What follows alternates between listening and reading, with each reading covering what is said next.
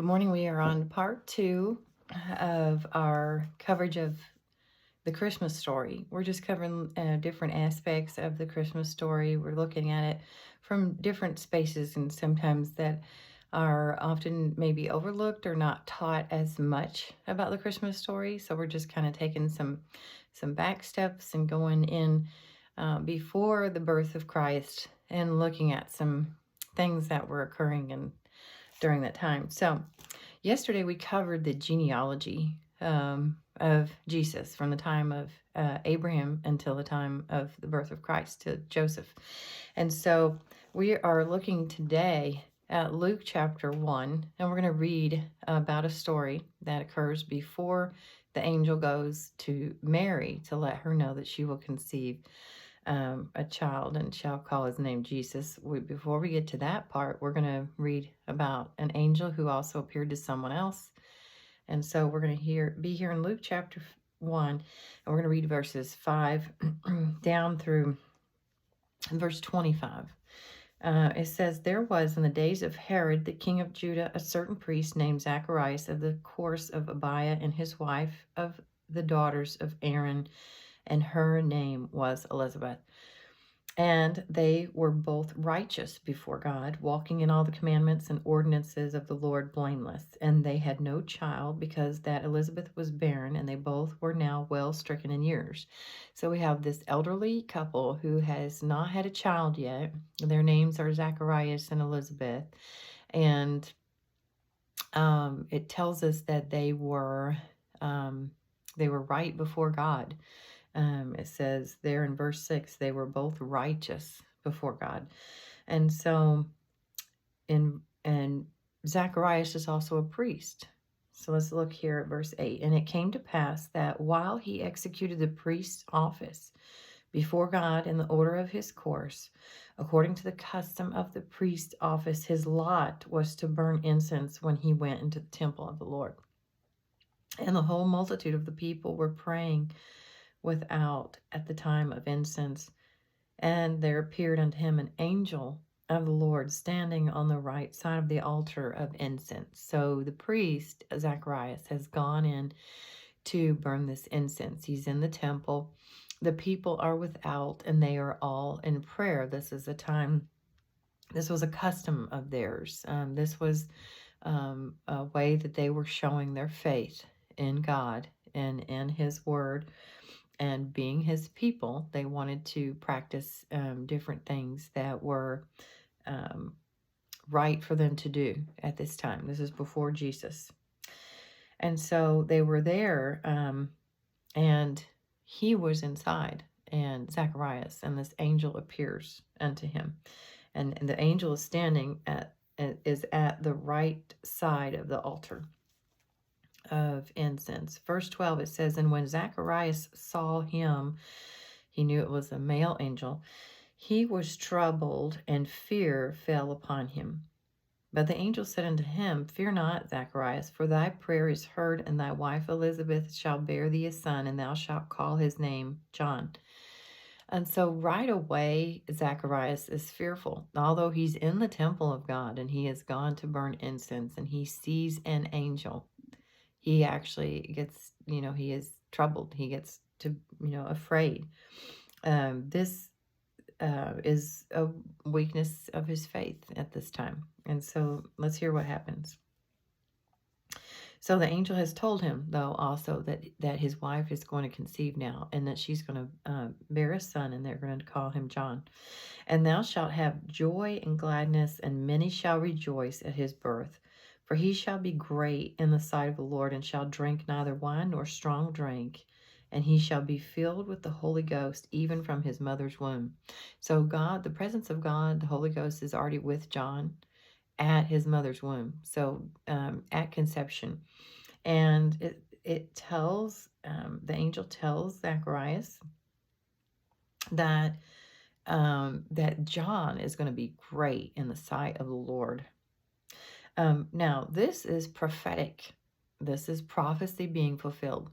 So about 700 years before this, a prophecy had been written, and it's actually recorded in Isaiah chapter 40, verses 3 through 5.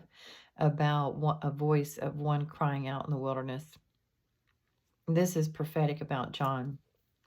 And so this prophecy is now being fulfilled. Also, it had been about 400 years since a prophet of God had been called. And so the last one at this time had been Malachi, and it had been like 400 years since God had had a prophet that he had called here. And now John is going to be that next prophet called of God. And so also, um, let's go on to read about what the angel says. So, and he says, and many shall rejoice at his birth, for he shall be great in the sight of the Lord, and shall neither drink wine nor strong drink, and he shall be filled with the Holy Ghost, even from his mother's womb. And many of the children of Israel shall he turn to the Lord their God, and he shall go before him in the spirit and power of Elias, to turn the hearts of the fathers to the children, and the disobedient to the wisdom of the just, to make ready a people prepared for the Lord. These people are prepared already for the Lord. Their hearts are already ready. And John is going to be used to turn these people's hearts to the Lord. And verse 18, it says, and Zacharias said unto the angel, whereby shall I know this? For I am an old man, and my wife well stricken in years. So Zacharias has doubt. And let's hear what happens. Verse 19, and the angel answering said unto him, I am Gabriel, that stand in the presence of God, and am sent to speak unto thee, and to show thee these glad tidings. So the angel actually announces himself and gives his name. And behold, thou shalt be dumb and not able to speak until the day that those things shall be performed, because thou believest not my words, which shall be fulfilled in their season. And the people waited for Zacharias and marveled that he tarried so long in the temple. And when he came out, he could not speak unto them. And they perceived that he had seen a vision in the temple, for he beckoned unto them and remained speechless. So he beckoned them, probably by motion and like, come over here, but he remained speechless, and he actually couldn't tell them what he had seen or anything that had happened. And he's not able to do this until John is actually born, until this prophecy manifests itself.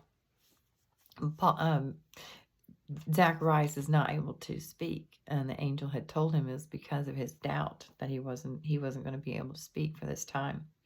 He had plenty of time to think, I guess. So, and he remained speechless. Verse 23, and it came to pass that as soon as the days of his ministration were accomplished, he departed to his own house. And after those days, his wife Elizabeth conceived, and hid herself 5 months, saying, thus hath the Lord dealt with me in the days wherein he looked on me, to take away my reproach among men. And so Elizabeth, we know, she conceives John, and we know that John is used, many call him the forerunner of Jesus, and he's used so greatly. And John, before he begins ministering, he spends a very long time out in the wilderness, and he does not have contact with people really much. He doesn't go out in communities. He stays out in the wilderness, and he does this to spend time with the Lord and have the Lord to teach him and to really train him for what he is called to do. This is unique because the Lord was already with John at birth.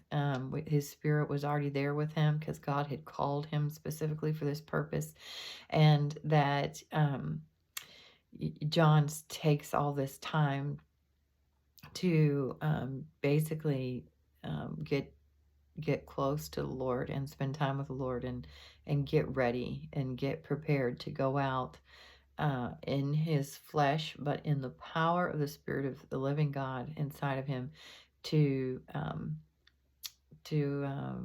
make way and prepare the way for the road, for Jesus Christ, and for people to know that he is he's here, the Messiah is here, the Messiah is coming, and that you will see and hear from him. And we know John ends up being called John the Baptist, and he ends up baptizing many people, including Jesus himself.